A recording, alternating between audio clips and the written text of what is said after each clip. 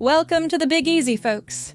Today, we're unraveling the spine-chilling and jazz-infused mystery of the Axeman of New Orleans. Picture this.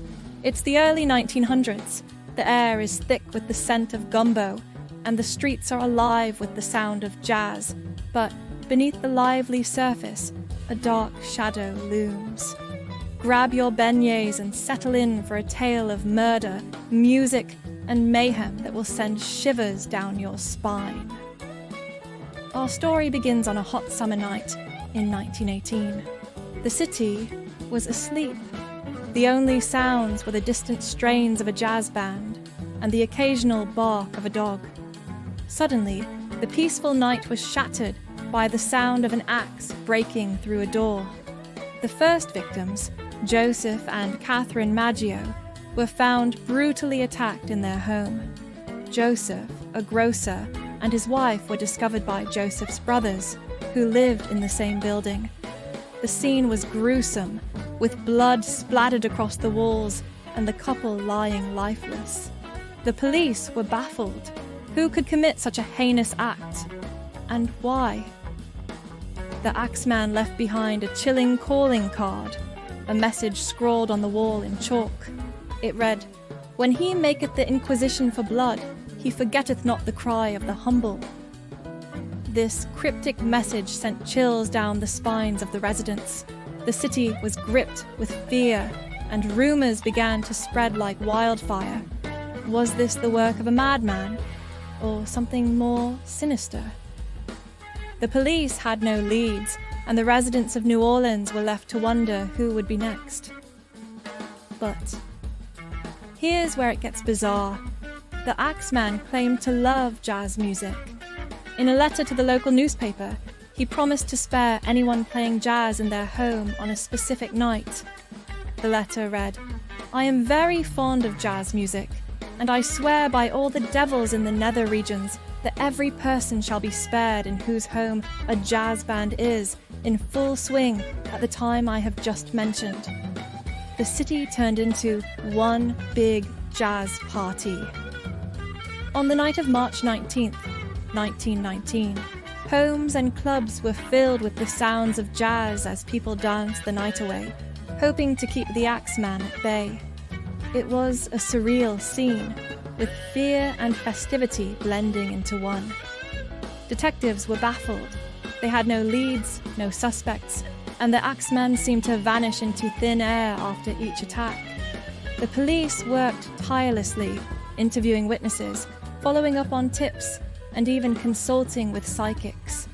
But the Axeman always stayed one step ahead. The attacks were seemingly random, with no clear motive or pattern. The victims were from different backgrounds and neighborhoods, making it difficult to predict where he would strike next.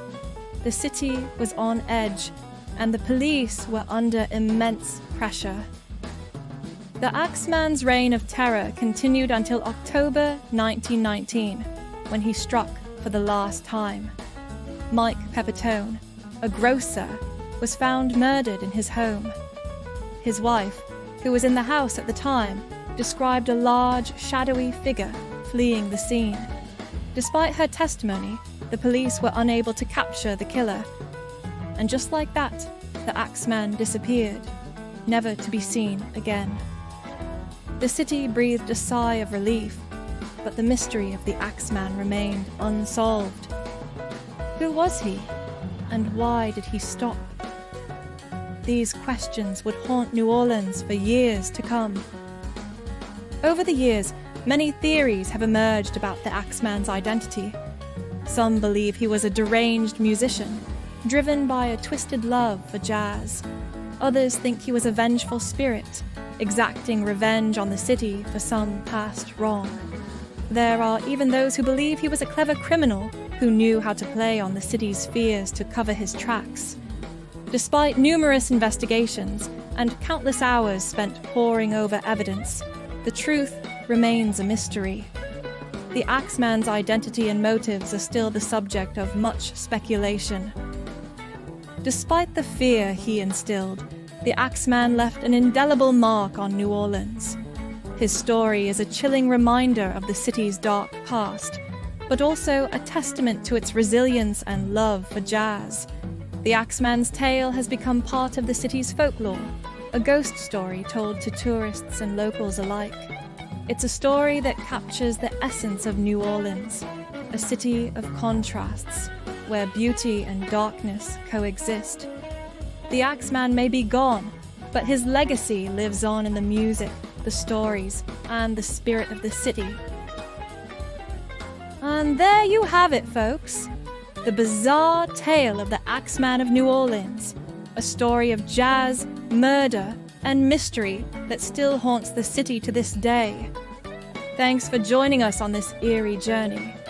Remember, the next time you're in New Orleans, keep an ear out for the sound of jazz and a watchful eye on the shadows. You never know when the Axeman might return. If you enjoyed this tale, don't forget to like, subscribe, and hit that bell icon for more spine-tingling stories. And let us know in the comments, what do you think happened to the Axeman? Was he a musician, a spirit, or something else entirely? We'd love to hear your thoughts. Until next time, stay safe and keep the jazz playing.